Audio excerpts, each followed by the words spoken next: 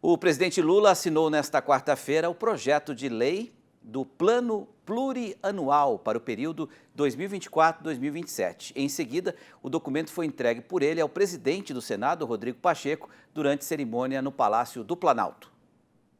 O plano prevê gastos de 13,3 trilhões nos próximos 4 anos para atender a 464 objetivos específicos, distribuídos em 88 programas. Entre as prioridades, 6 se destacam: combate à fome e redução das desigualdades, educação básica, atenção primária e especializada em saúde, neoindustrialização, trabalho, emprego e renda, novo PAC e combate ao desmatamento e enfrentamento da emergência climática.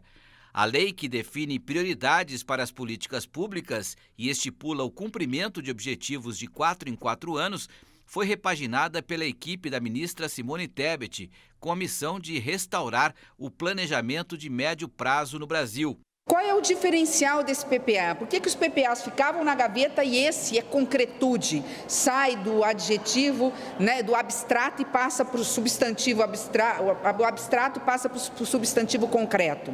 Primeiro, que ele é o PPA mais participativo, ele foi feito numa pirâmide, ouvindo toda a base da população brasileira através da voz dos movimentos sociais. Segundo, que nós já começamos a mudar a LDO e a LOA à luz do PPA para abarcar, inclusive, pensando na orçamentação de médio prazo, o que nós teremos de ações para os próximos 4 anos no orçamento, na LOA, na LDA e na LOA. De forma bem objetiva, a nossa LOA tem milhares de ações.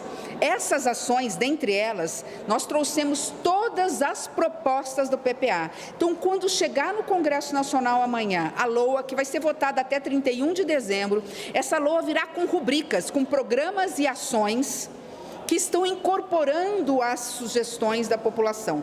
Claro que não vai com todo o dinheiro suficiente para resolver o problema do Brasil. Ele vai depois dividido em 4 anos para o Brasil que queremos até 2027. Em um cenário em que o governo precisa arrecadar mais para zerar o déficit primário em 2024 e registrar superávit em 2025 e 2026, a ministra do Planejamento e Orçamento afirmou que o projeto da Lei Orçamentária Anual será encaminhado ao Congresso Nacional amanhã, indicando o cumprimento da meta e que não há indicação de mudanças. O orçamento praticamente não é possível mexer mais, nós estamos na fase de revisão e dizemos o seguinte: as despesas contratadas são X, amanhã vocês saberão quais são.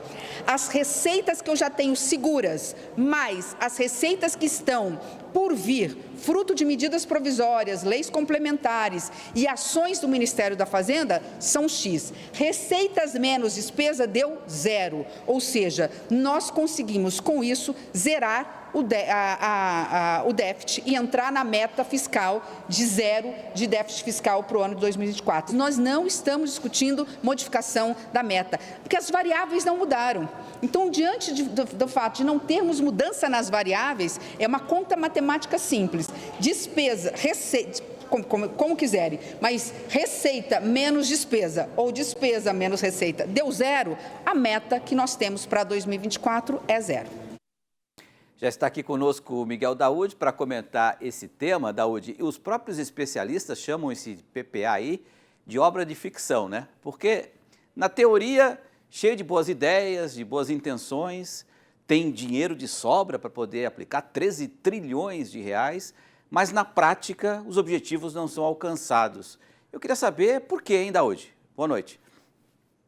Boa noite, Petri. Boa noite a todos. Pois é, Petri, essa é uma estratégia do governo Lula de mostrar para a sociedade que o seu governo vai investir os recursos de acordo com o PPA. Ou seja, eu tenho ali 440 e tantas metas que foi falada e que os recursos serão destinados a esses projetos. Quer dizer, na realidade, eu estou organizando o que eu vou gastar. Mas a gente sabe que o governo já sai dizendo que em 2024 não vai ter déficit, né? É impossível isso. A previsão de um déficit para o ano que vem é de 100 bilhões ou 120 bilhões. Portanto, esse recurso vai sair de algum lugar. Então, o plano de investimento que o governo está, o PPA, já vai começar errado. Por isso que é um plano de ficção. Mas, olha, Petri, vamos pensar o seguinte: não muda absolutamente nada.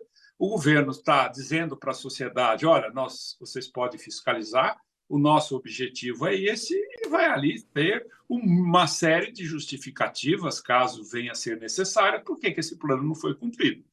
Agora, eu queria explicar a diferença, né, do PPA e do Plano Nacional de Desenvolvimento, né? O Brasil não tem um Plano Nacional de Desenvolvimento. Qual é o nosso plano? O que nós queremos ser quando crescer? Né? O que o Brasil vai fazer? No que nós vamos investir? Nós vamos investir em educação, porque a educação ela virá acompanhada de qualificação de mão de obra, e essa qualificação de mão de obra vai ser utilizada numa indústria que nós pretendemos torná-la competitiva no mundo. Não tem isso. Como é que eu vou fazer com o rombo da Previdência que está acontecendo? Como é que eu vou investir em estradas? O que eu vou ser? Eu vou ser exportador de commodities? Vou agregar valor às minhas commodities? Então, o PPA, na realidade, é uma organização das despesas que não tem nenhuma responsabilidade do governo, né? Se ele cumprir ou não cumprir, é simplesmente uma satisfação para a sociedade de que o governo pode ser monitorado pelas suas despesas. Mas o governo tem hoje já Tribunal de Contas, tem o Ministério Público, né? Tem órgãos exclusivos para fiscalizar as despesas do governo e a que propósito elas estão ali no orçamento, que é o LOA, que a ministra falou. Então, portanto, Petri, eu, em parte, concordo de que é um plano, né, de ficção científica. Eu gostaria de ver para o Brasil um plano nacional de desenvolvimento, ou seja, fazer um pacto social, como a Espanha fez, o Pacto de Moncloa, onde não haveria divergências ideológicas e políticas para o crescimento da nação, que ela pudesse gerar riqueza, produzir empregos e tirar milhões de brasileiros hoje da rede de proteção social. É esse o plano que eu gostaria de ver e ouvir do governo. E eu também, Daúde. Obrigado, viu? Uma boa noite e até amanhã. Até amanhã, boa noite, um abraço a você e um abraço a todos. Um abraço, Daúde.